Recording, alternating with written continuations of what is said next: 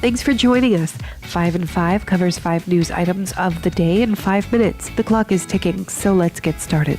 1. After 69 days in prison, Tommy Robinson has been released on bail, a huge court victory. During the proceedings, which lasted roughly 15 minutes, the judge dismissed the contempt conviction against Robinson and accepted his appeal. Robinson was imprisoned on May 25th for streaming live outside of a courthouse where members of a Muslim rape gang were on trial. Tommy's legal troubles are not over, however. His trial, a proper trial, will be left up to the Attorney General to decide if and when it will occur. Ezra Levant from Rebel Media has been following and covering Tommy's appeal case. We'll have links below to his Twitter feed and videos. And for more background on Tommy, check out the video we wrote and edited for Q Universe News.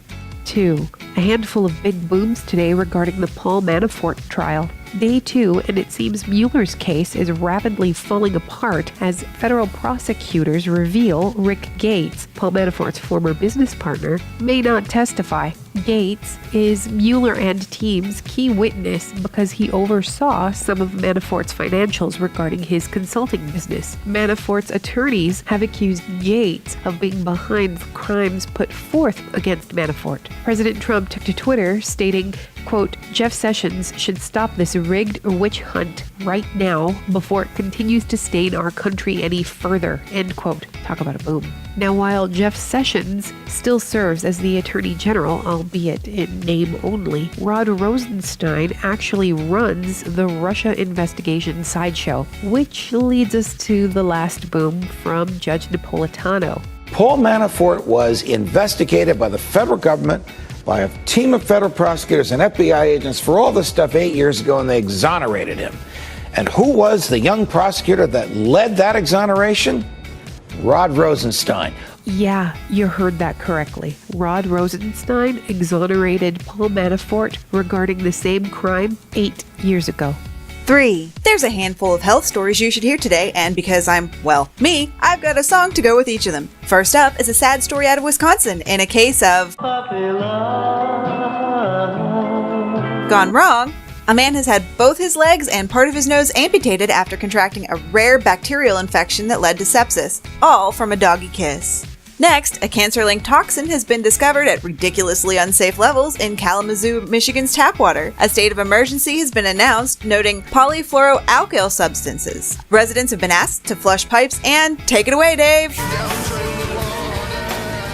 Finally, there's a recall for salads and wraps purchased from stores including Trader Joe's, Walgreens, and Kroger. Produce is tested positive for Cyclospora parasites. Those things give me the schlit. Thanks for indulging me, and click below for more information. 4. In other news, I'd like to introduce you to 2 terms that have been floating around the internet for a while. TDS is also Trump Derangement Syndrome, and TARD is considered to be Trump Acceptance Reality Disorder, and both are on full display in this segment. First up, Joy Behar suggested that U.S. should trust Iranian leadership. You know that adage about when you don't have something nice to say? Yeah, well, click the link for more info. Next up is the case of a Massachusetts woman who was so disturbed by the mere sight of a Trump bumper sticker, she rammed another vehicle, causing major damage and nearly killing the driver. I have no words. Some long-delayed good news, though. A panel of 3 judges on the Ninth Circuit ruled that Trump supporters injured after a June 2016 Trump campaign may sue the San Jose Police Department. Over 2 years later, it's been decided that those harmed after police funneled rally-goers straight into a mob of violent counter-protesters really did have rights. Does anybody know if Obamacare covers TDS and TARD? 5. Solemn day in Hawaii as the 55 believed to be American servicemen were returned from North Korea. Vice President Mike Pence spoke at the Honorable Carry ceremony at Joint Base Pearl Harbor Hickam. After today's ceremony, the remains will be accessioned to the Defense POW MIA Accounting Agency for identification. This operation is part of the commitment made between President Trump and Chairman Kim to return American servicemen killed during the Korean War. All images are courtesy of the DPAA webpage. And for anyone still wondering, this is why we stand. And that's the 5 and 5 for August 1st, 2018. Be sure to further your own research by following the links in the description. And don't forget to comment, like, and subscribe. Thanks for watching.